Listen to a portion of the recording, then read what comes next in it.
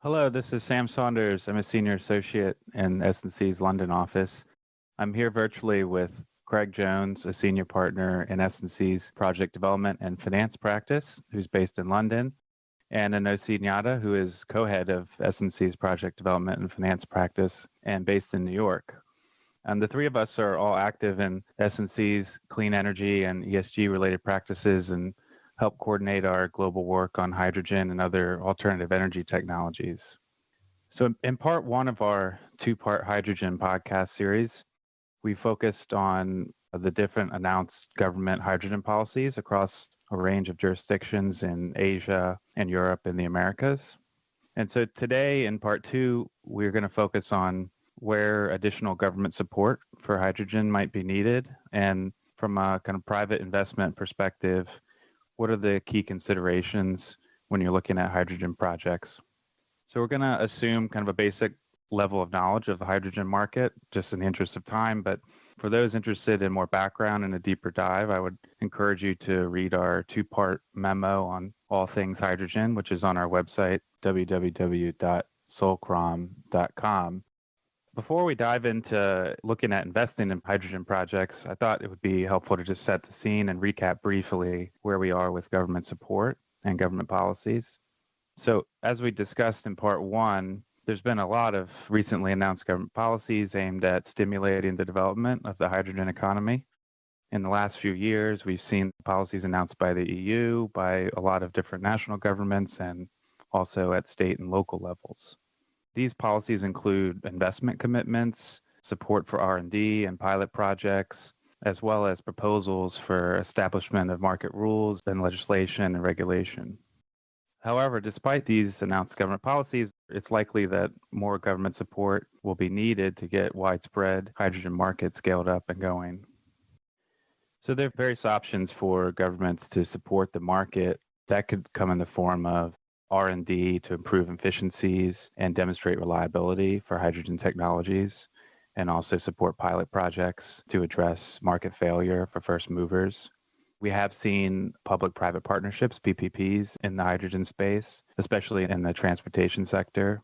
We also have seen a lot of discussion about other support mechanisms like tax incentives, government guarantees, preferential long-term loans, and those type of support structures. And we'll probably talk about that a little bit later in the podcast.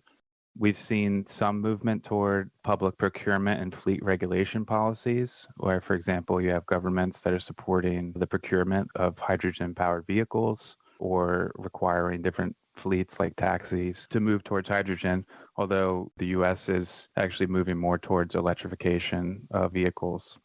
And then also there's a lot of movement right now ongoing to more indirectly support hydrogen markets, especially green hydrogen, through things like carbon taxes or additional support for renewables to facilitate green hydrogen production.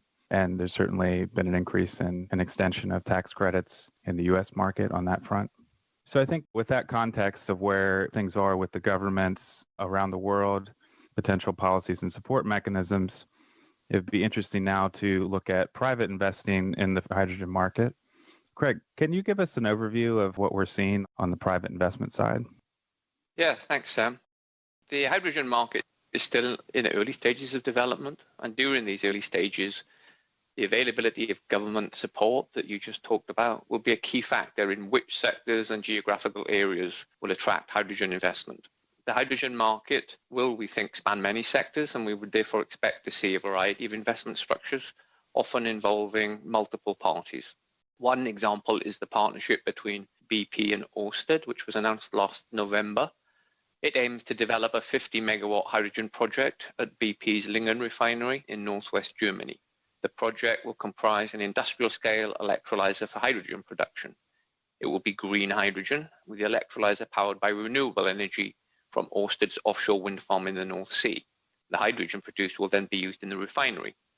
Again, Ørsted also recently announced a 1 gigawatt renewable hydrogen production project powered by offshore wind, this time in Belgium and the Netherlands.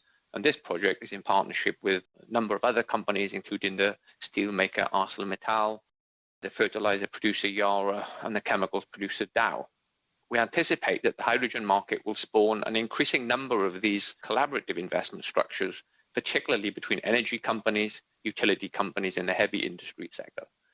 We do see certain parallels with the development of the LNG market, and hydrogen projects may benefit from including, for example, off-takers as further parties in these joint venture structures. Thanks, Craig. Could you expand a bit more on what types of investments you're seeing across the various different sectors where hydrogen can potentially be used? Yes, as I said, the hydrogen market is likely to span many sectors. First, hydrogen can play a key role in many industrial processes, such as steel production, where it would replace coking coal. This sector is a promising one for early developments because large, creditworthy manufacturers of industrial products can be strong, bankable counterparties in offtake arrangements. The previous examples involving Ørsted show the potential in this sector for multi-project facilities that combine large renewable generation projects and electrolyzers on site or near major industrial producers. Heating is another promising sector. Hydrogen could replace natural gas for residential and commercial heating. A number of projects are testing the use of existing natural gas infrastructure to transport hydrogen. However, one challenge for financing these projects is that heating prices are generally based on the spot market, which will make offtake structures more challenging. Electricity generation is a further potential application for hydrogen. Existing offtake structures can be readily applied to hydrogen in the power sector. With some incremental advances in turbine technology, stored hydrogen could be burned in turbines to balance intermittent renewable power generation. There's also potentially a huge demand for hydrogen in the transportation sector, especially fuel cell cars, trucks, and buses, but also ships, trains, and planes. But for this demand to materialize, a significant advance in hydrogen refueling infrastructure is needed. And finally, Sam, the mining sector is another potential user of hydrogen because existing energy sources are often expensive and carbon intensive. There have already been a number of pilot projects to power heavy-duty mining vehicles, for example. Thanks, Craig. That is a long list, and there's even more applications. So it's quite the breadth and excitement around the technology. Let's turn to Inosi. Inosi, we just heard all of these different projects that are potentially possible. How do you see them being funded? What are the likely funding sources going forward? Sam, given the scope of these projects, significant capital expenditure will likely be required. Like the LNG and renewables sector, we'd anticipate that the initial investments will be done on the balance sheets of large players, such as joint ventures between energy and utility companies. We're already seeing some of this from the industry players making public announcements about looking at hydrogen development.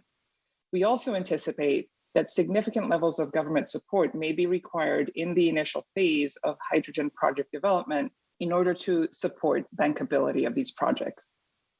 In addition, however, given the current equity markets and the numerous clean tech-oriented SPACs and interested private investors, there are also opportunities for hydrogen technology-focused companies to raise money in the public markets or with private funding. In the medium term, green investors and financiers are expected to be a very supportive base of hydrogen project development, especially if these are aligned with their ESG strategies. In the longer term, as the market grows and matures, and lenders and investors become more comfortable with the technology and the risks in this sector, the scope of financing is likely to widen to commercial banks, international finance institutions, sovereign wealth funds, and other sources. Thanks, Inosi. That definitely makes sense. So what do you see as some of the key structuring issues from a risk allocation perspective when the investors and financiers are going to be looking at hydrogen projects? As with all new sectors, Sam, there are going to be a lot of different risks that need to be addressed. Today, I think I'd like to focus on three major risks that will be a core part of lenders and financiers understanding hydrogen projects. One is multiple project risk, the other is market risk, and the third is technology risk. The multiple project risk arises because many new hydrogen projects will be one part of developments across a hydrogen value chain. For example, a hydrogen production facility may require construction of a new renewables project to provide the electricity, and may also require a pipeline or other transportation infrastructure. Developers and financiers will focus on the risk of getting all of these elements developed in considering the risks involved in getting the hydrogen project to operation. On market risk, Today, there are only a limited number of end users and an absence of a liquid market for hydrogen. And so long-term offtake contracts are likely to be required by investors and financiers. These may require captive users and specific pricing structures with limited scope of price adjustment in the long term. Early green hydrogen projects feeding into the grid are likely to require feed-in tariffs and favorable tax treatment and other price support to be economically viable and to allow the developers to receive a return on their investment. LNG to power projects may be an instructive framework for hydrogen investors and financiers in addressing this market risk because they raise some of the same market risk issues in their early stages. The third is technology risk. The use of new and scaled up technologies carries a number of risks, including potential performance, cost, and reliability issues. There will need to be an education process and structuring to provide appropriate risk allocation and sharing. Electrolysis technology has existed for a while, but there's a limited track record for electrolyzer development. So lenders and financiers will likely carefully review the EPC contract and the manufacturer warranties. Note that many of these technology suppliers in the market do not have very large balance sheets.